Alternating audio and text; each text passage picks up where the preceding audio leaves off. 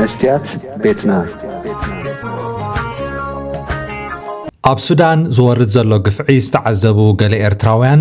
ንለውጢ ምቅላስን ኣንጻር ውልቀ መለኽቲ ደው ምባልን ትርፉ ከም ዝንሪኦ ዘለና እንተኾይኑ ካብ ጥቕሙ ጉድኣቱ ስለ ዝበዝሕ ምስ ኩሉ ጸገማትና ወሪዱና ንዘሎ ወፅዓ ኣሚን ኢልና ተቐቢልና ምንባር የሕሸና ዝብል ርእይቶ ክስንዱ ተዓዚብና ነዚ ኢና ኸዓ ሕልሚ ፈሪሕካ ከይደቀስካ ኣይሕደርን ዝብል ምስላ ከመርእስቲ ክንጥቀመሉ መሪፅና ንሱዳናውያን ናብ ዝኹሉ መከራ ዘብፅሖም ኣንጻር ውልቀ መላኺ ዑመር ኣልበሽር ስለ ዝተንቀሳቐሱን ካብ ስልጣኑ እውን ንኽወርድ ስለ ዝተቓለሱን ኣይኮነን እንታይ ደኣ ውፅኢት ናይቲ ሃገሮም ንዓሰርተታት ዓመታት ኣብ ትሕቲ ምልካዊ ምሕደራ ምጽናሓ እዩ ካብ ፈለማ ሓንቲ ዲሞክራስያዊት ሃገር ነይራቶም እንተትኸውን ብዘይ ሓርጎፅቆፅ ንህዝቢ ዘገልግል ሓድሽ መራሒ ምመረፁ እሞ ሰላማዊ ህይወት ከኣ መቐጸሉ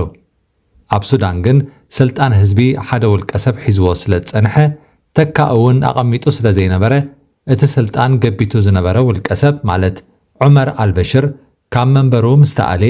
ናይ ስልጣን ቁርቁስ ተራእዩ ክልተ ጀነራላት ነቲ ሓንቲ ዘውዲ ተመንዮማ ኣነባ ምስ ተባሃሃሉ ኸዓ ህዝቢ ግዳይ ኮይኑ እምበኣር ንኢሳያስ ከም ኣልበሽር እንተወሲድናዮ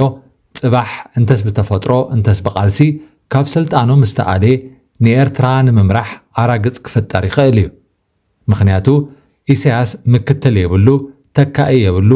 ንበይኒ እዩ ንልዕሊ 34 ዓመታት ኣብ መንበር ኤርትራ ኮፍ ኢሉ ዘሎ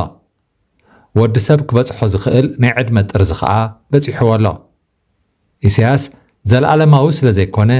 ዕድሚኡ ድሩት እዩ ስለዚ ካብ ሱዳን ክንመሃሮ ዘለና ፈሪሕና ኣፍና ክንዓጹ ዘይኮነ ካብ ሎሚ ንኤርትራ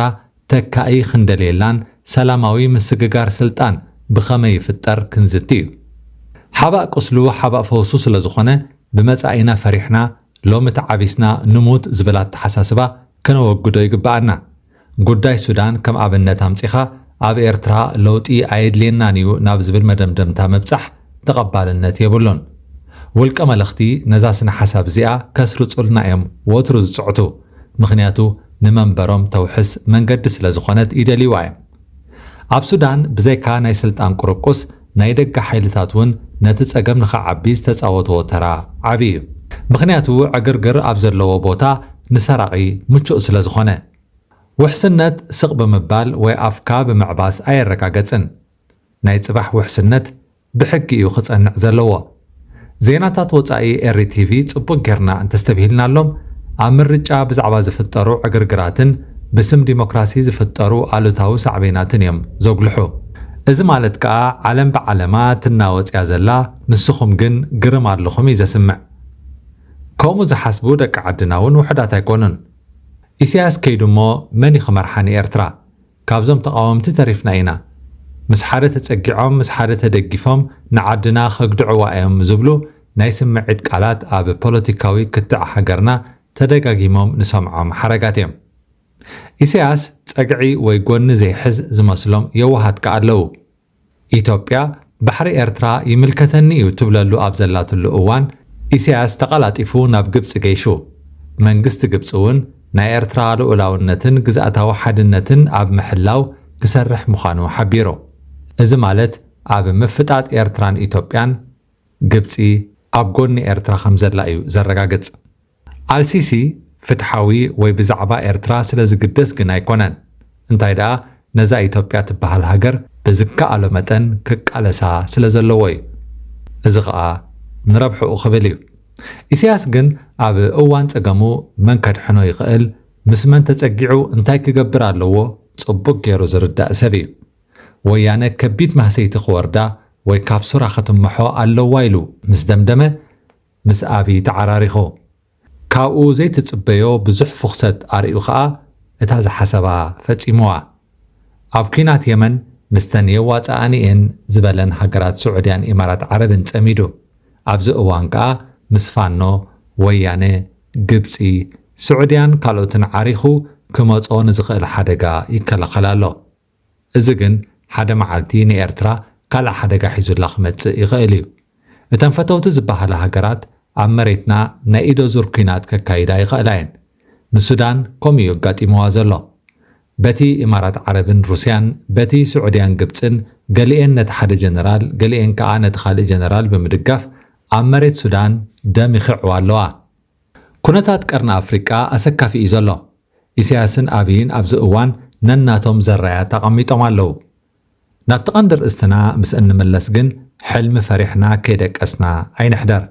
إيرترا وحسنة متان كهلوا صباح أنا زمرح أنا باز بلو جنرالات كيماتو هزبي وكلتو بعلو زمرت الله خونتات كفتر كنك على سن كنزاربن علنا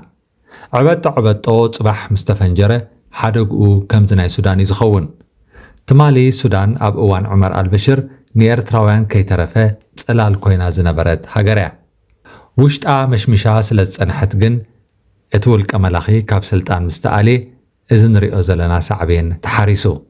زخون إرتراوي صباح دحر إسياس ني إرترا مني خمرحا انتلكايو ملسي يبلون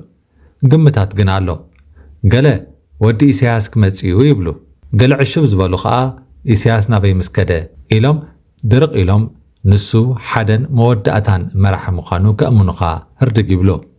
أبي إرترا أي سلت أنمبر كمزناي سودان وتهدراو علوا منغستي تفتيني بحجون من يفلت يمتسي يخون حدا كونريل وحدا جنرال علوا منغست مسفتسمه نعو زي يقبلو خايلوت حيلتات كا بناي بعلم منقد كخدو قدني ازيو دما ناي سلطان قرقوس زمص بحقاو منقدي مرحا هاجر كتمرصلو ابزي تخيل كونتات كله عقملني زبليو زمطاطر نيرترا دماين من نيلان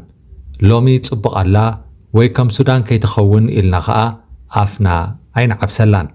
حزب إرترا عبنا إسياس زمن سدتنيا خوينيو عب جزاء هاجرون كبري رخبن بزي كسن فردن زحق زلو ود هاجر ما عليه يبلون نا إرترا كله الكيت بسلحتا يزفتم ملي خوا زلو سبجن دسيت سلام إلي صوعة اتحنا كفدأيو اتحنا خا سلاميو نبلو دما كاب كمزي أب سودان أقاتي مزلو نمدحاني حنا زلومي أب هاجرنا زلو خونتات قواماويتن وحستن هاجر مس انفتر طرحيو دم زي بلو سلطون مسججار سلطان كنجبت انغقل بفلاي متى أولدو لومي بزتسرحيهم صباح زنبرو سلازي بتا تكا مراحي زي رخبت إرتراس وترو دقا نزارب